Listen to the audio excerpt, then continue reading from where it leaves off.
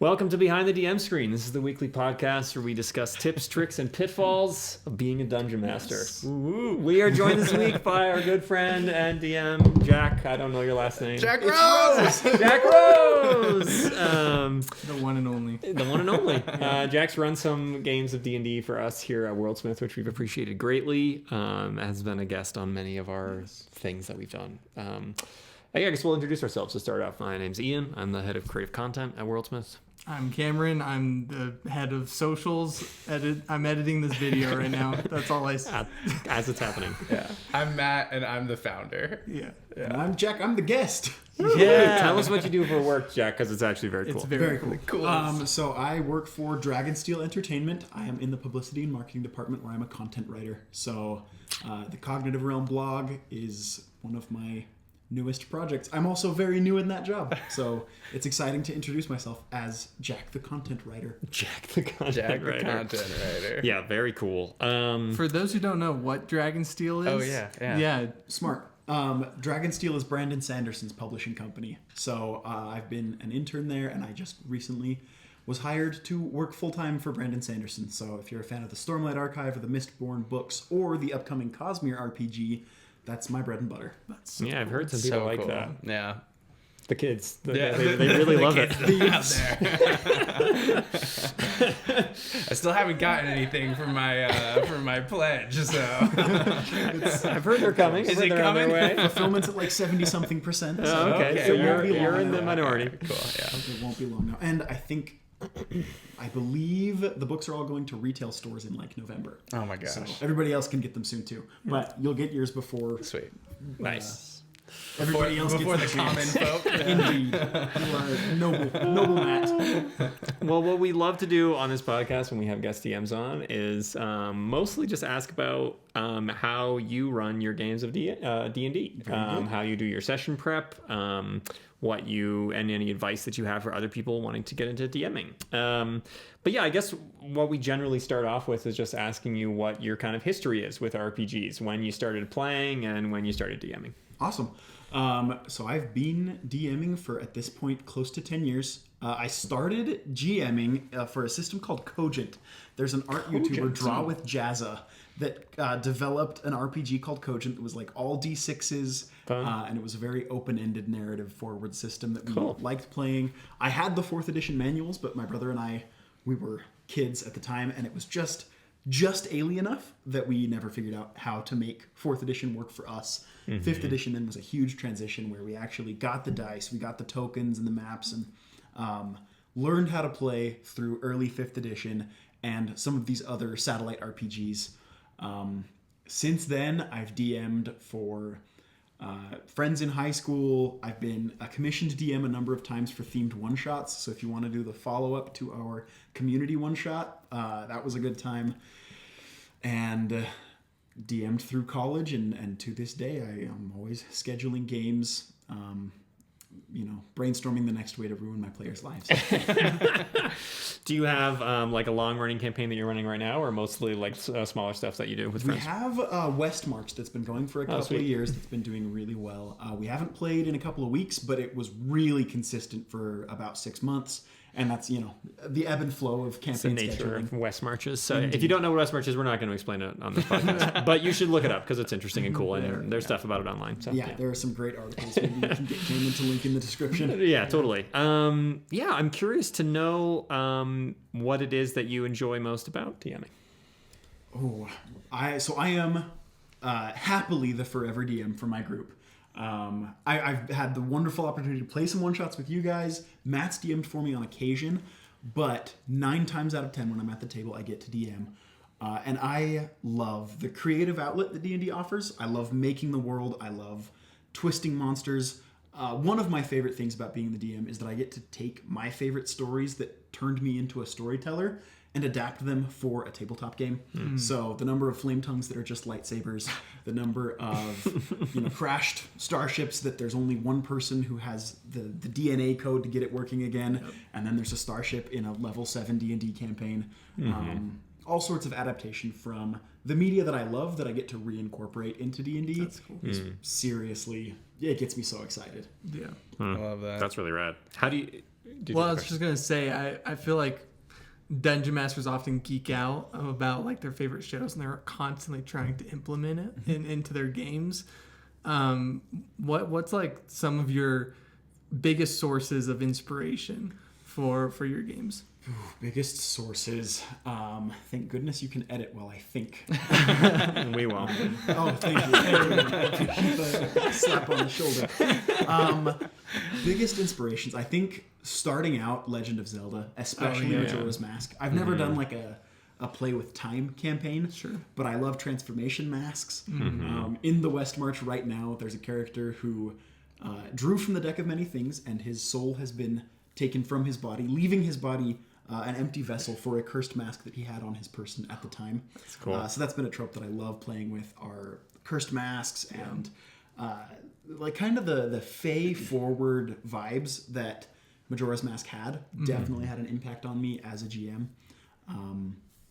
Second to Legend of Zelda might be Magic the Gathering, which, WotC gets all of my money at this point.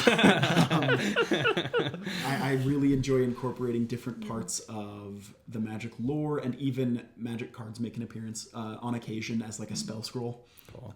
Cool. That's a fun way. It's a great way to do it. That's actually a really I've fun never done way. that before. Just hand out magic cards as magic items. That's fun. I like that.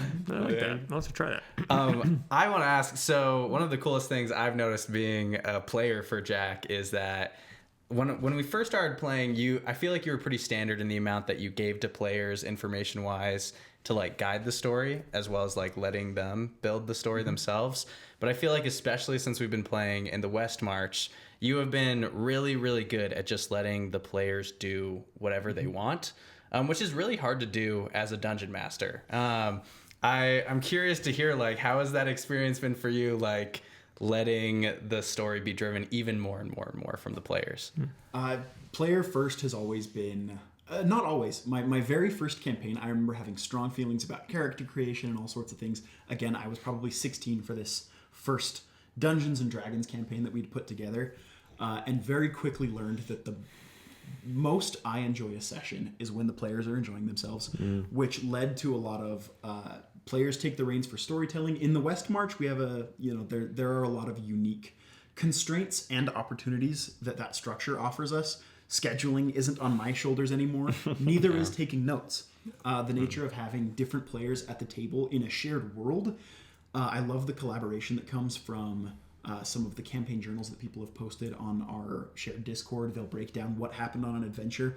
Other times, players have been more tight-lipped about what went on when they're ashamed of clandestine activities, things going on. It's not even behind the DM screen at that point. There are secret factions working against one another between the players, and that means cannot arbitrate at that point what you know about the world. I guess I am on the wrong side of the secret factions because I didn't know there were. So coming for you guys.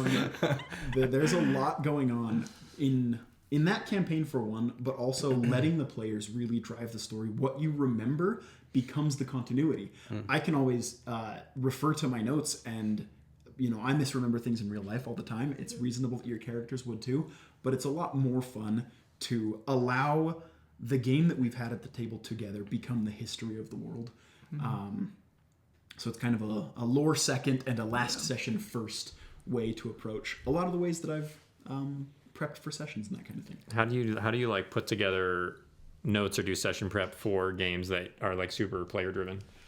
It helps that I always take about half an hour the night that we've played D&D to break down what I remember from the session, and DMing player first. In a lot of ways that means letting the players' actions at the table matter more than anything else the players do, but players love to incorporate backstories, all sorts of things in that vein of like, I do prep as a dungeon master.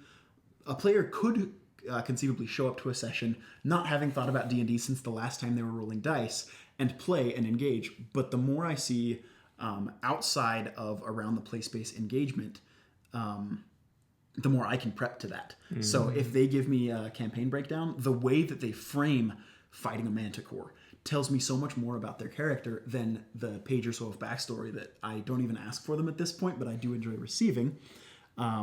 So it's reference to their materials and mine, and seeing the places that Venn diagram offers differences and the most resonance, I think, is where I focus my attention when I'm prepping a session. Interesting.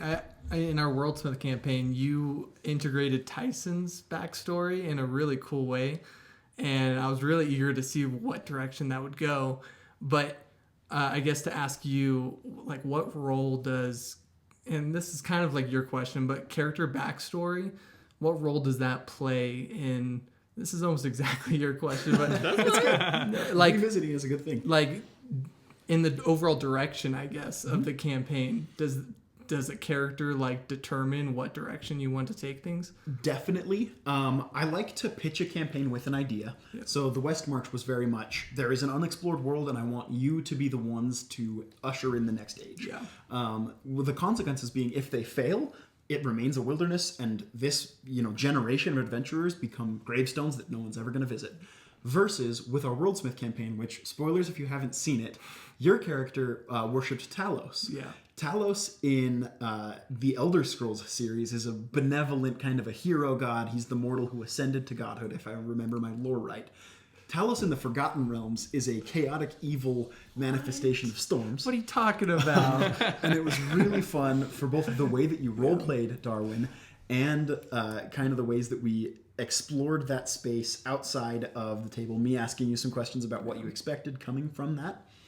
Knowing that backstory, knowing where Darwin was, and thinking about where the campaign could go, I was able to seed things like we watched as you administered some of the rituals of the temple, and they included electrocuting the patrons, which isn't necessarily the most benevolent thing you would expect from a high priest in a temple, right, or any deacon helping facilitate and administer these ordinances. Yeah. So seeing your backstory and wondering where it could go, and just giving you the fork in the road to choose one path or another is one way that I really enjoy it. And it's less about baking your backstory into the world and more about offering decision points for you where your backstory matters to me. I was going to say that because I feel like most people that I see DM that try to incorporate backstories really heavily will like review their backstory, be like, okay, this is all of the points. I'm going to include all this in the story, right? But Jack, like just for example, the other day when we were playing, he asked us a question as like part of a dungeon puzzle. Like we had to reveal one of our like lifelong secrets to a sphinx, right? Sphinxes. Right, which is like a very intriguing way of getting their backstory and like a piece of their backstory that's most important to that player to immediately have consequences or importance in the middle of a session. Which I think like goes to what you just said. I think it's really impressive because I struggle to do it that way. Being able to find a way to integrate like making their backstory important in the middle of a session. Volition becomes just super important to me. Players having choices and then making those choices matter more than left or right in a dungeon, which I do more often than I should. And I'm lucky to have players who facilitate great roleplay through those decisions as well. Mm-hmm. So is that what a lot of like when you're kind of mapping out your plots, one could say, or story beats, is a lot of it kind of come down to like branching decisions, and then you're kind of making plans for one side or the other? Definitely. I also like, if there's a major decision, something like, if we were to play a few more sessions, we could see Darwin have a reconciliation of, do I continue serving this evil god, knowing that that's where my powers come from, that's where I have benefited greatly, and, the rest of the clergy's been good to me, but Talos might not have my best interest at heart, versus do I put my friends first, different things at the cost of these benefits that I've gained. We could have seen that take place. I like to have those decisions also mirrored by decisions that your adversaries are making in a campaign. When you spend your time going on an adventure to rescue the orphan from the village or whatever it is, if there was another opportunity to go on a separate quest and help someone else stop a different bad guy, the bad guys that you didn't stop are still going to make progress in their quests. And that's one of my favorite ways to drive continued stakes and scale creep, as the world gets deeper and deeper, there are more problems for the heroes to solve, and I love when those decisions are baked in. I think I strayed a little bit off topic. But. No, I think that's really cool. I think we have a lot of people that ask about like what's that balance between like keeping the game under control or keeping the game kind of focused, but then also giving the players like a lot of freedom to do stuff. And I think that's like a really nice kind of in-world way to some degree to solve that, which is just like players can always make choices that might lead them down paths that specifically interest them. But while they do that, just remembering that like you don't have to just kind of sit back on your hands and be like, well, I guess I'll just let them do that for several sessions. It's like that choice has consequences where they're not addressing other fires that are probably getting worse and worse and worse. And then eventually I think just, players recognize like either they have to go solve that thing or that thing comes and finds them at a certain point because it's gotten a little bit out of hand. So yeah, I think that's a really nice way to think about it. On a similar note, I know that when you give players that kind of freedom a lot of the time, and when you're not driving the story as much as you can, it can be hard to always like have your players know what to do next. And sometimes they can feel lost. How do you balance it how do you balance giving players enough that they know what to do in the story next, but also not like so much that you're driving the story for them? One thing that's really helpful, you can kind of tell as a DM when your players start to spin their wheels. They don't exactly know where you want them to go. Yeah. I am a huge fan of the monster tells you where to go next, whether that's by swiping a magical item or just appearing in a place where we don't want monsters to be, and then the heroes chase them down because how did it get to town square or whatever's going on there. That's the easiest answer is I dangle a carrot, and the carrot is the XP that comes from popping that monster. Admittedly, I'm not a perfect DM, and there are more opportunities than I'd like to admit where I watch my players spin their wheels past the point that they're comfortable. Yeah. Wanting that volition to be in their hands, wanting them to make a decision, despite the fact that I maybe haven't signposted what decisions are available as well as I could. But I think a lot of player creativity comes in at those moments too. So if I don't throw a monster at them, I let the wheels spin until they figure out where they want to go. It's a hard thing to do sometimes Oh, when yes, you're it watching is. your It is. players in silence. Oh Yeah, my it's gosh. Especially when they think you know what you're doing. Yeah. And that's the secret of all great DMs is we don't know what we're doing. We are enjoying the ride with you as much as we are prepping behind the scenes. We never know what the players are going to choose. And oftentimes, offering a fork in the road, they could turn around and go back. Choosing paths that we just never foresaw. You're very good at facilitating that, though. Like, I recall when we were being chased down by goblins after we got those soul coins, you're like, okay, you can take the high road, which has, like, this set of benefits, but also it has some consequences, or you could go through the canyon. And I remember thinking, like, thank goodness we have Jack as a DM because I wouldn't know where to go with these soul coins if not for like some kind of guidance. I was so lost of what to do with them. And a part of that comes from there's the grand debate of the sandbox campaign versus the railroad. The railroad doesn't mean that the DM is telling the story that they want to tell. It just offers kind of a framework. What stop is coming up next. What views are on the way to that stop maybe aren't as clear cut. So I knew we wanted to get the soul coins back to the city, and just offering you two ways to do that with consequences on either side was an easy way to facilitate us player agency, choice without saying, all right, we make it back to town. You And go to now the this city. is the problem that's there that I've been waiting to confront you with. Yeah.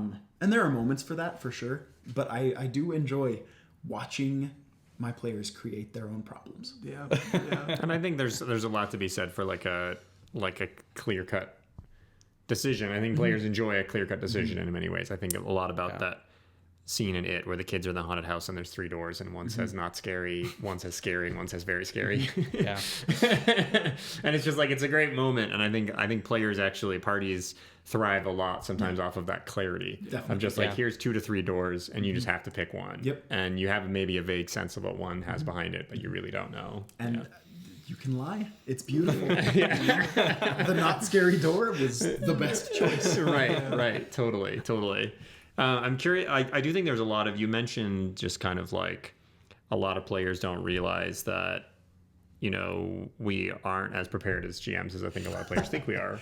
But I think it's really interesting because I do, another common theme that we've seen as we talk with a lot of GMs and then hear people in the Discord talking about it is like, I think a lot of new GMs think they have to be prepared for every eventuality, and then a lot of experienced GMs just know that that's an impossibility. So I'm kind of curious, like, what would your advice be to somebody who's maybe like, I really would like to DM my first game, but I just feel super overwhelmed and I'm afraid I'm gonna like do it wrong, or I'm not gonna prep enough or something. So I love the structure of a one shot for new DMs. That was when I started DMing. It was one shot after one shot after one shot. We didn't get a long running campaign going until I was in my late teens. So our first one shot was inspired by Outlast. It was a supernatural insane asylum, and each of the player characters were a patient in the facility, different things going on there. That let us explore the play space as a new DM and brand new players. We got to roleplay, we got to resolve encounters and skill checks and do combat without the pressure of, what if I mess it all up for the next session? Because we were just having game night. Yeah. In a similar vein, I think you can kind of signpost how you want the session to go as a dungeon master. Whether that is for the first session in a long-running campaign or a brand new one-shot or your very first time DMing, at the very end you want the players to fight a dragon. That moment of starting the fight is as exciting as the moment that the dragon dies or you TPK your friends for the first night that you've ever played D&D. Knowing that those decision points create fun and that you're telling the story together is one thing. I think it's also super worth it to recognize that there are pivot points for a campaign that you won't see until you're in the moment. I'm not sure where I heard this idea for the first time. It might be in the Dungeon Master's Guide, but you TPK and then you explore the fields of Asphodel with your players in the afterlife. There are moments for storytelling to continue past the perceived point of failure. And I think embracing that fact as a first-time DM is worth a lot. It's worth it to just get in the chair, to get behind the screen, and you'll learn as you go. To take a kind of a tangent to that same idea, I think it's easy as dungeon masters to get kind of a tabletop RPG version of World Builder's Disease, where not only are you building the lore and the factions and the countries and the custom monsters and all these incredible things, you want the battle map and the dungeon to be so well prepared that you know every answer to every possible question the players could pose to you, and it's not necessary.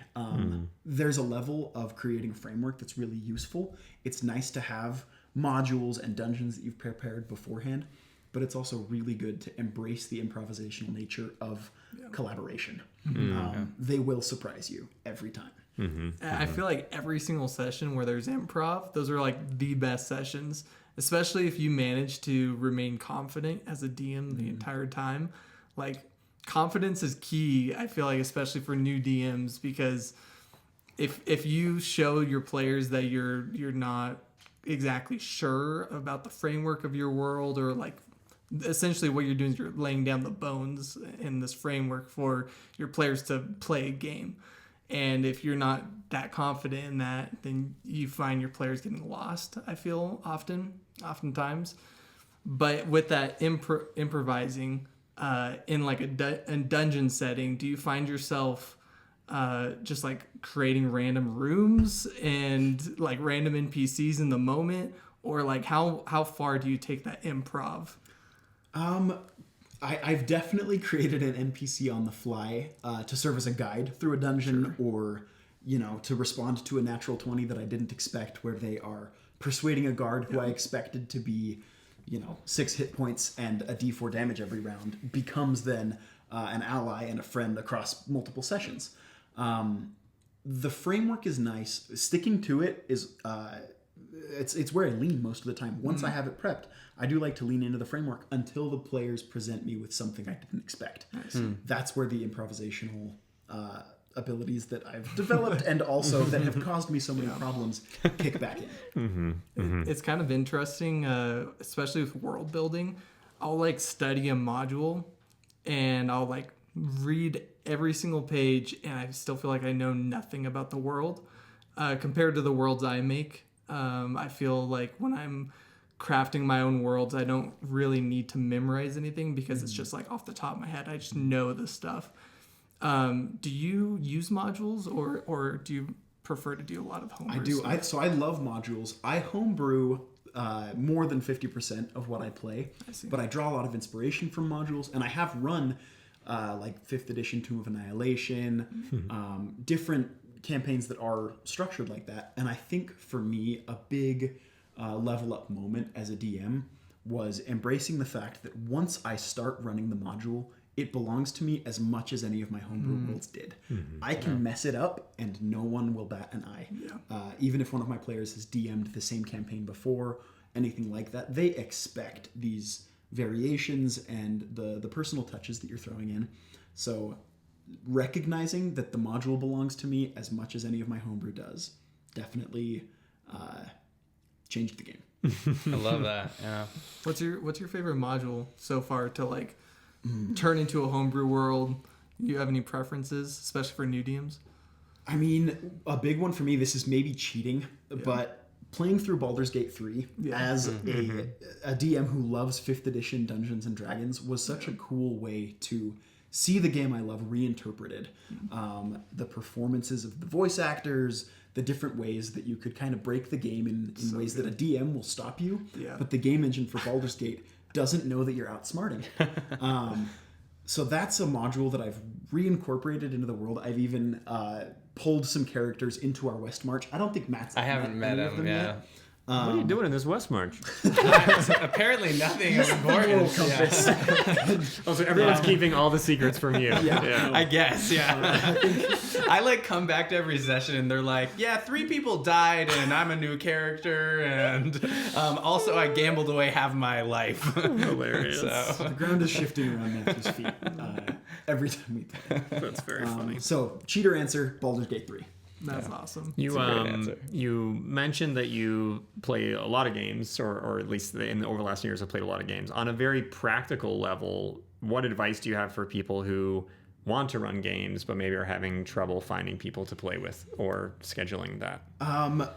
Matthew Colville has a fantastic video about playing D&D with one player and one DM. And I have done that more times than I can count.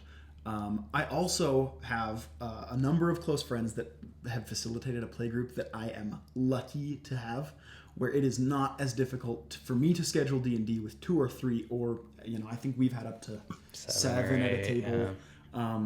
So I'm really lucky in that way, where I have people who will come and play with me. But the reason that we started the West March is because the two sides of that coin that the scheduling D&D and having friends to play with you, the two sides of that coin that the West March has solved for me are scheduling. I crowdsource it. I let my players say, hey, I want to play and I want to explore this dungeon that we found. When can we do that? And I'll respond and say, hey, I could DM Tuesday or Wednesday. Who wants to come play? So we have offloaded the burden of scheduling. And what that does as a DM is it creates a complication where I don't know how many players are going to be at any given session. So I have to tune the difficulty and the level of deadliness for a given encounter based on who I have at the table. At the same time, the players recognize that there's a threat of death to stepping out your door. You never know what is going to come from one adventure to another. Sometimes you'll be playing as a 3rd level player with like 10th level players. That is a complication. So you just hide behind them. I love mixed level parties. And that's something that I've had to adapt to. I had never played with a mixed level party until this iteration of the West March, and this is the second West March I've ever run. So I had a lot to learn in the first one, and learning to allow these power scaling characters to interact with one another was also a big learning moment. I definitely had moments as a DM where I did not arbitrate as well as I could, and what that led to was mixed level PvP between evil and good players, which I did not anticipate when we sat down for that session. It's kind of fun though, isn't it? It is kind of fun. There was a lot of excitement at the table that night, and fortunately, the next time we all sat around a table, which was for Magic the Gathering and not D&D, we were all still friends. So definitely arbitrating that was intense, and then talking one more time about the West March and how it solved 2 problems for me. I was also able to offload so much of the note taking and that kind of thing. so the organization of our time and the group, there are people who show up to this West March who have never met anyone other than me in this game. And it's been fun to facilitate those new friendships and explore a level of social D&D in a way that I had never done before. Yeah, It's a lot easier to rebalance a session than to reschedule a session. That's true. Yeah, Honestly, totally. though. Yeah. Well, and it makes it easy to like, it's not uncomfortable if there's someone who comes and plays and discovers the table is not quite their vibe and they're not a big fan of it. It's easy for them. They play one session and it's not like them leaving is suddenly this weird sour sense in the room of like, oh, what happened to that player? And how long do we carry them around as an NPC before we decide that we're just going to leave them in this village? You know what I mean? So yeah, no, that's nice. It's funny because I started off saying we won't tell you what a West March campaign is, and now we've talked a lot about West March. We have explored. You should look it up. It's very cool and a good solution if you're having trouble scheduling and getting people to play with. It's great. I've played a couple West Marches and enjoyed them all. So yeah. So I have to ask, you mentioned PvP. How do you handle PvP? Cameron's very excited. I love PvP, especially mixed level PvP. It's so fun. I think going into PvP on purpose is really important. If the victim gets blindsided by a paladin who can divine smite them at level 4, that causes some bad feelings at the table. Yeah. And it's your job as a dungeon master to arbitrate that. You are the referee both socially and for the game mechanics. In this most recent example, when things turned south, it was in the middle of it became PvPvE. There were tree ants attacking an evil druid, and there was a good guy in this party who had just started attacking the nature spirits that had up till that point been very benevolent to them. And I had to arbitrate kind of weird in that moment. He had an NPC ally who was killed early in the fight. And I let him loot that body and find an invisibility potion. A little bit cheaty on my side. Sure. But I knew that he didn't want to lose his character. And I didn't want to lose him as a player.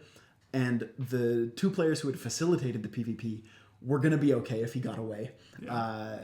That's a really nice way in to the moment, facilitate that was how I did it. Yeah. The guy happened to be a gnomish alchemist. So it Makes felt sense. in the possibility of Arcanon. Yeah. But it was definitely one of my most intense, how do I resolve this? And we all end tonight feeling good about what went down. That's cool. And I have notes for myself about what happened in that moment. But I've also then created some new channels on Discord that Matt hasn't been invited to because his player is good, that are allowing the evil players to collaborate together. I gotta make an evil and character. creating opportunities for more PvP in the future for groups that want that.